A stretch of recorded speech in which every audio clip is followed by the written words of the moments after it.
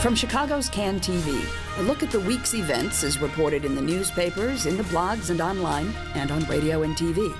This is Chicago Newsroom.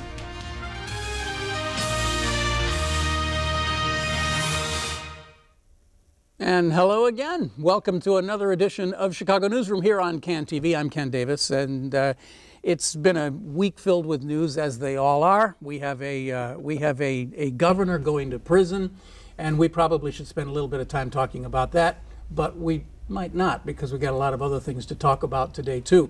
We're going to focus today on the media. The Chicago media. There's a new study that's just come out talking about how audiences are linked, and we got a lot of people who know a little something about media. I'm referring to Cara Jepsen, the queen of all media, joining us here today.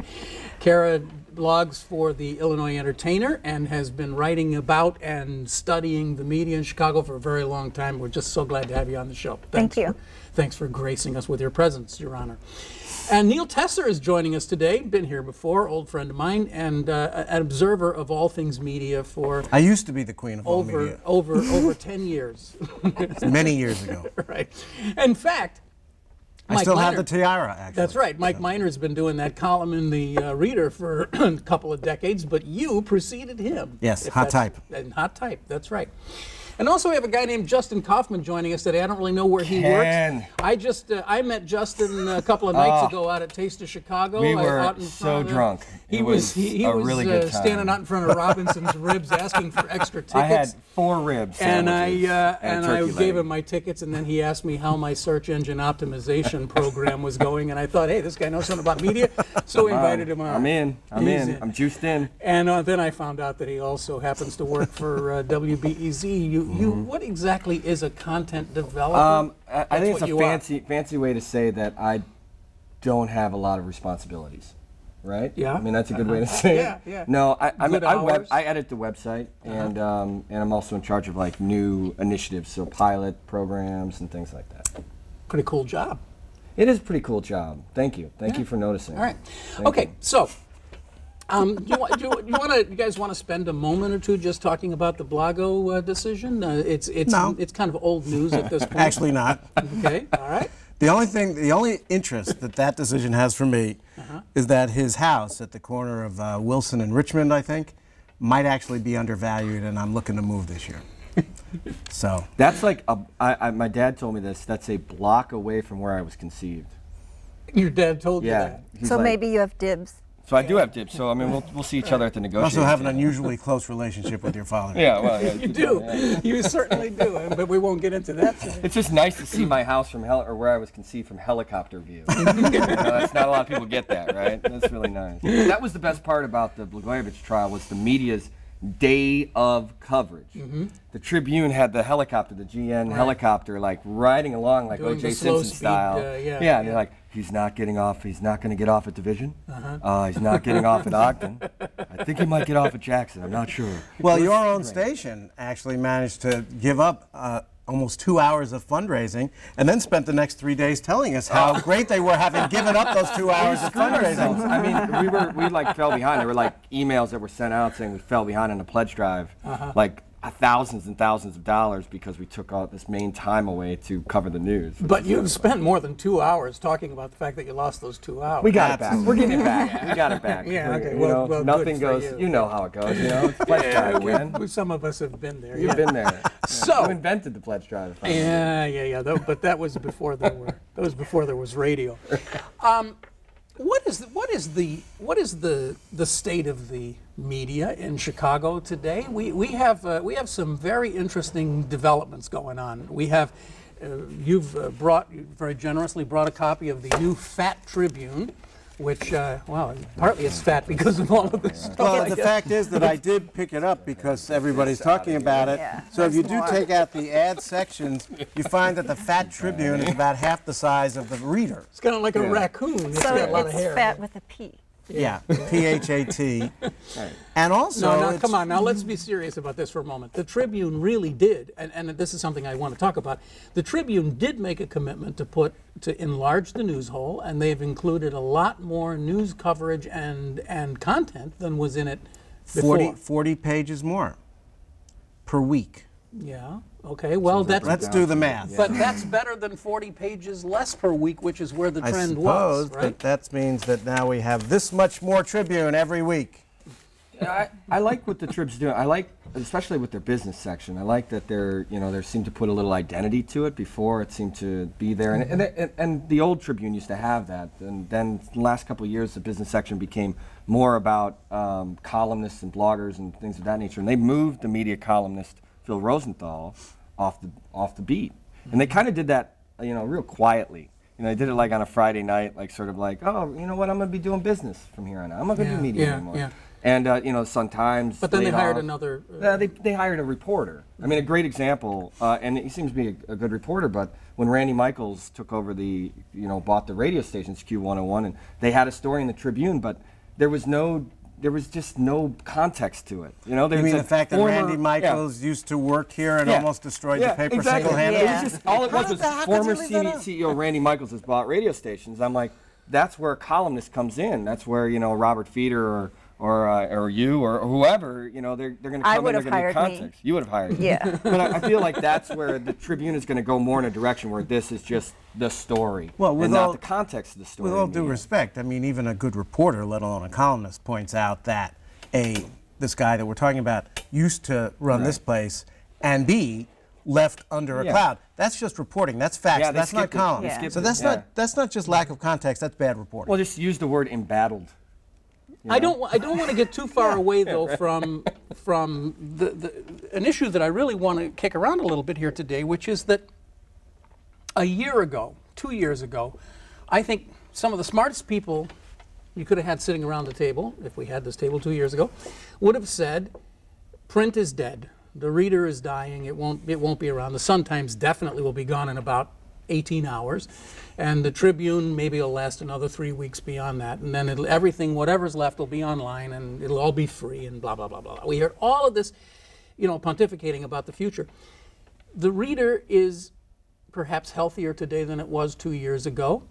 The Tribune, for whatever you want to say about it, and we all love to kick the Tribune around, but the Tribune is actually larger and has more content in it than it had a year ago. But no TV critic. Well, okay, all right, fine. The Sun-Times is, as far as I can tell, still with us, and actually even it weighs about 1 or 2 ounces more than it did a month ago. Give it the Neil Tesser treatment. And it also won a Pulitzer, so you can't, you can't I think they discount tell you that on the front page. No, they say it every day, right up here. Yeah, well, I would too if I was editing this. That's the thing, one I'm most worried about.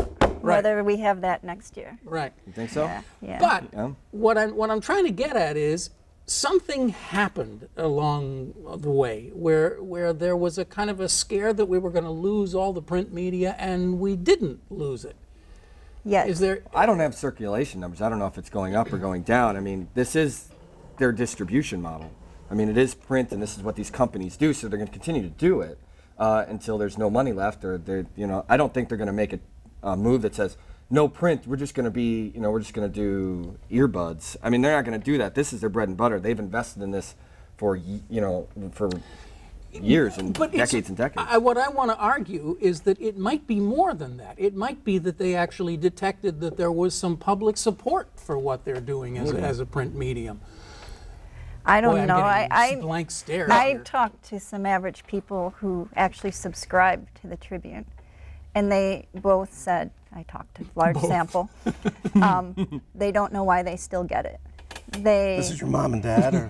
No, they're gone. Oh, I'm sorry. But they like the business section, but the rest they think is fluff, and they like Cass most of the time. But they don't understand why they still get it, but they keep doing it. So maybe it's like that old WGN model. You keep doing it, you don't know why. Well, let me ask, how old are these average people? They're both over 50. Okay, so I don't think the kids get it. No, that's a lot of it. I think most of us who are even over 40 and grew up with a newspaper in our hands still prefer the tactile experience of having a newspaper, or being able to spread it out on the kitchen table instead of have to peer into your iPad or your phone. And so I think that group probably will continue to support newspapers. Not only for that, but also because they feel so woefully, many of them, out of touch with computers. you know, people in their 50s and 60s actually, even if they use computers regularly, don't especially want to read a newspaper on it. Well, I was, you know, as someone who, I feel like whenever I pick up a newspaper, which is very rare, I get much more news than I do from my surfing experience. Now, why do you think that is? And I don't know, and I think it's very interesting, like with the Sun-Times. I will read cover to cover if I have a paper in front of me, and I will come away with 70 headlines and some skimming here. Like, this is a great example. We're looking right here. You've got 3 stories right here that you're like, okay, I'm not really going to read this, but I'm all right. Okay, I see what they're doing. I see what they're doing. And on the online, the different way that you're consuming is that you're usually just seeing a headline link, or you're seeing something that is being forwarded to you, or you're seeing an RSS and you're moving past it, and you're not getting that news. So I don't know if that means that people actually want cover-to-cover news. They may prefer to consume news that's the internet. The internet is niche, niche, niche, niche. So they don't want 8 stories kind of cluttering up their head. They want 2 stories that they're going to read. But the point is, like, I do get 70. I think we counted it one time. The Sun-Times was putting out with AP and with all the actual stories, not the ads that look like stories, which I think is the biggest ripoff in media history. But 72 stories that you can actually consume for 50 cents, or what is it? Is it $1.50 now? $2.50. I think it's $7.25. It's really hard. It's whatever you want it to be. It's $7.25 a month if it's delivered. What I find, like someone my age, I learned to read from the newspaper. My grandmother used to cut out all the thing in the comic section and save them, and when I would come over, she would teach me everything from the ground up. So I have a fondness for newspapers, but do I subscribe? No. Yeah. It's sad. That's a good way to put it. So, I do subscribe to the New York Times. to the New York Times. I just got rid of that Well, one. that of course raises a very interesting issue that the New York Times is experimenting, as we all know, with this paywall method.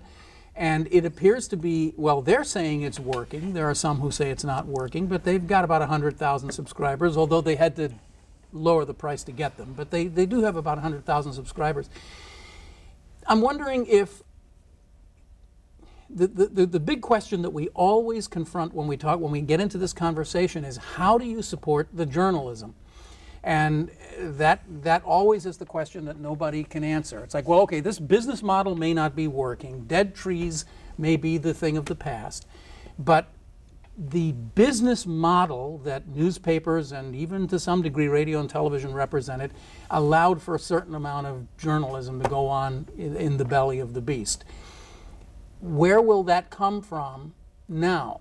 And I find it interesting to ask that question because we have 3 people here who live basically online, whose communication with the outside world is online. Illinois Entertainer is an actual paper. It that is. You can get on the floors of the city's finest record stores and nightclubs. That's true. Yes, That's a and good point. It's been around a long time. I'm sure that as many people read you online as read you in the newspaper.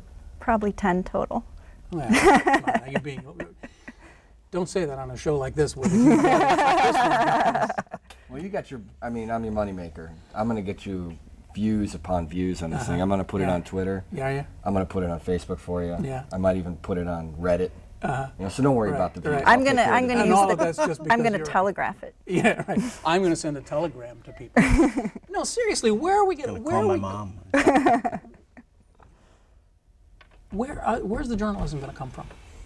Well, I think that the New York Times is sort of a tastemaker, a trendsetter for newspaper companies in general around the world. They're one of the biggest. So, we looked at when newspapers were created, you looked at the major newspaper companies, the news organizations, created the financial model for them to succeed, and then others down the line just kind of borrow that model, meaning that, like, if you're a smaller paper, advertising, down the line, you're just taking from what the bigs kind of created. Right. So if the New York Times is deciding that paywalls is the future, you kind of have to look at that and say, well, the New York Times is setting the trend for what the financial model will be. And will you see the Tribune? Possibly. Will you see then the Sun-Times? Possibly. And then we'll be having this. We'll be looking back on this in this archive. We'll be in the Can TV archives looking at this episode, and they'll be like, well, no, yeah. This is just how it's going to be. How this was? So part of me is like, no, I think it's fine if people are going to pay for it. You see it in niche media. Well, like Rich Miller,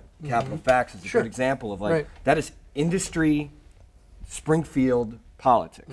If you want to pay money for behind the wall to For see that like content. what bill and this is that is happening. But specialized publications like that have been around since way before the web. There Right, right. have always been specialized journals that you might contribute $300 to for the year. They only printed 100, but they went to 100 important people. Right. So that model has existed.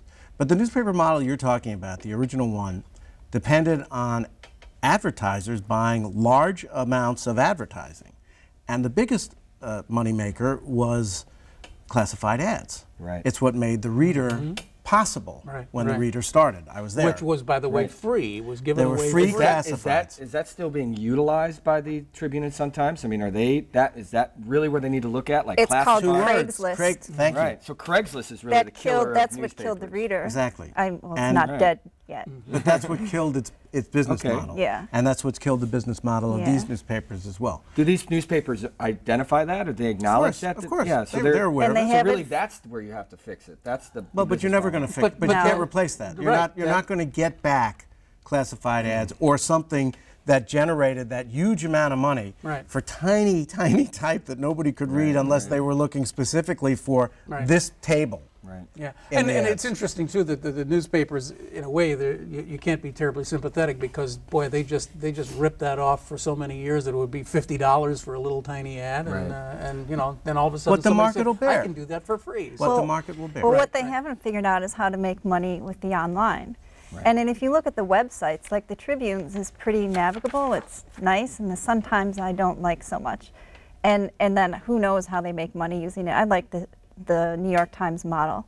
I go on there a lot, and I'm always waiting to the point where I've gone over my limit. So you're 20. Yeah, you're 20 and I stories. think it's good. They give you a little bit, you know, a little sugar, and then I think it's good. Yeah. I Well, think. Yeah.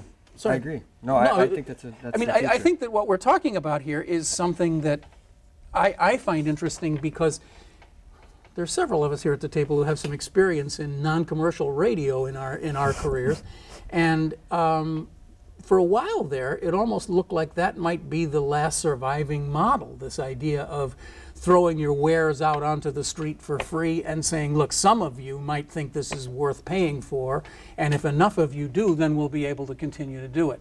And that idea kind of went by the wayside. But now what I'm seeing with the New York Times and to some degree some of Murdoch's publications in London and so forth is that they're kind of coming back around to this idea that what if, I don't know, do you still have, we always used to say 90% of you don't subscribe, only 10%, something like stats that. on the walls. You know, I mean, the fact of the matter is that very few people will pay for any content if they're given the opportunity not to. But there is that core group of 10 or 15, maybe it's 20% of people who are willing to pay for the privilege. And maybe newspapers can, not newspapers, but news companies can begin to adopt that model. I think of the other major industries and how they've adapted to online. I mean, music went through a huge, revolution on what they were, how they were going to distribute their music and how they're going to get people to pay for it. Now it's almost just sort of commonplace that either you're going to steal it, which is against the law, or you're going to pay $1 for it. And the same with like movies. Movies is probably, movies became this, and TV shows. I mean, Hollywood kind of figured it out, and now that's the game. I mean, 10 years after, or 12 years after Napster, that's the game. You got to pay $1 if you want to watch Mad Men, or $3. So why not do the same thing with news? Why not put 25 cents next to each story? That's been one of the models out there. It would be less than that. It could be 3/10 of a cent. Right, You have an account, and they slowly rack it up. But to go back for a moment, I think it's too late. You do? It's too late. Yeah. See, I'm not sure, but if it is, I think it has a lot to do with the difference between radio and newspapers from the beginning. Radio was always free. So the idea of asking people to pay for it was radical on public radio. Newspapers always cost money. The idea of giving it away for free was radical when Bob Roth and the guys at the Reader started that idea, and the other alternative weeklies around the country would laugh at them and say, oh, you're still charging nothing for that? And within 8 years, all of them were charging nothing. Because if you could guarantee circulation, since people didn't have to make a decision whether to part with 50 cents to get the thing, you could charge higher ad rates. I think if you took it off the table, if you took free, I mean, that's going to be the problem, is you're going to have all these alt-media companies giving it away for free and keeping that model. But if you took, major, the John Byrne off the table, You know, if you said that's going to cost you 10 cents, you know, every time he does something, or the Sun-Times reporter, Franz Spielman, or whatever, that'll just become the norm. That'll become like, I'm going to do it. I mean, you're going to have to do that at some point if you want to keep these news organizations around. Maybe we don't want to keep them But then around. you'll have places like the Huffington Post taking it and sticking it on there without a link how does and the putting New the York Times whole do thing that? up For free. Except Like, that, interestingly avoid that enough, scenario with the the Huffington Post is now talking about charging too. So they for- want to for charge articles that they don't pay for. Right. You know what? They'd have to stop that practice. I mean, they would. They would have to If start they getting started some to charge, original they would content. probably just rack up a bunch of talent, have them do blogs, have them do Which actual, is what they've been doing anyway. Yeah, But have they'll- them eliminate these sort of I aggregate and steal your content. We are not going to resolve this here today, and we're down to less than 10 minutes left in the program. Time to change subjects a little bit. No, Randy no, Michaels, keep it going. Randy Michaels, the guy who they brought in to help save the Tribune and then fired for Now, how are you spelling a number of save? reasons. I'm just wondering. Right. Is a radio guy, as I think we all know, and he is back, and That's awesome. he's put together a group that has apparently purchased Q101 and The Loop, two of the iconic music radio It's like stations. 110 million For or next to something like. nothing. I mean, Yeah. if you looked at that 5 years ago, And it'd be that like includes a 110 station, couldn't get you anything. Get you and like, that includes a station in NYC. $30 million bucks a piece for those stations. Wow, how I far wish the they'd have radio. told us we could have raised $30 million bucks for that. But anyway, beside the point. There is rumor about that these stations are gonna, or that one of his stations, maybe Q101, is gonna go to a news talk format, whatever that is. There's rumor in Feeder's column today that CBS is gonna put WBBM's audio on one of their FM stations. So we could suddenly be in an environment where there's news and talk on FM, which has really not happened before. bad idea. It's a bad idea for the It's guy like- who works at WBEZ. What do you think? It'll be fun to see how it plays out. It's like a big drama, and you just get to sit back and watch. Yeah. What do you? Oh, the fact that he's come back from the dead again. This is the third time. I believe, was it the 80s or the early 90s? He had a station called Hell. Yeah. Yes. A This is shock Hell. talk. That sounds Yeah. No, This Is Hell is something Is the else. book, One of the yeah. best radio stations there is. Oh, that is a different. That's different. Or it's a great radio This show Is on Hell is a- WNUR. Oh, that's Yeah. This is how WNUR, yeah. But it's just like watching the most amazing play you've ever seen.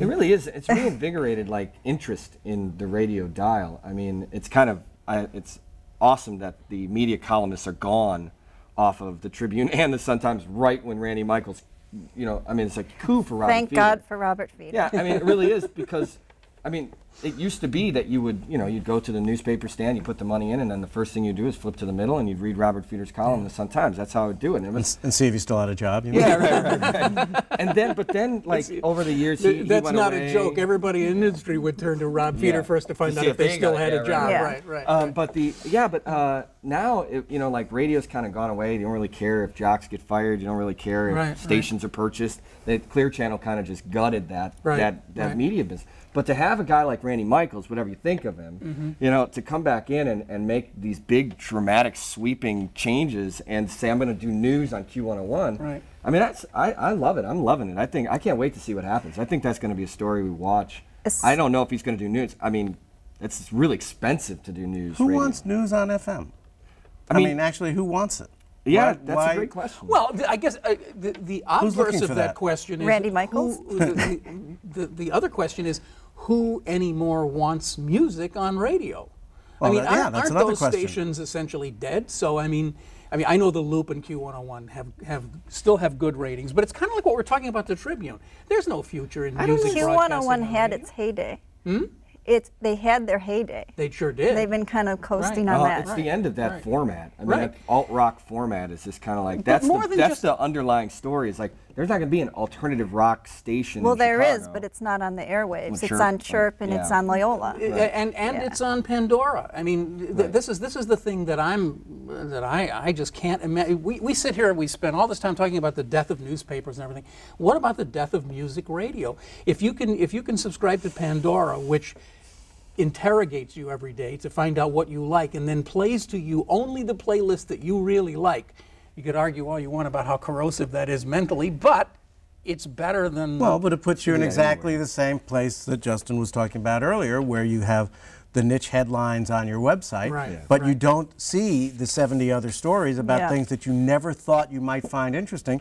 So you become much more expert at the thing you already like, and you become much more narrow in your range of interests. It's like only listening to Rush Limbaugh. That's why we have XRT. Yeah, right. Well, It's still doing a good job. There you are.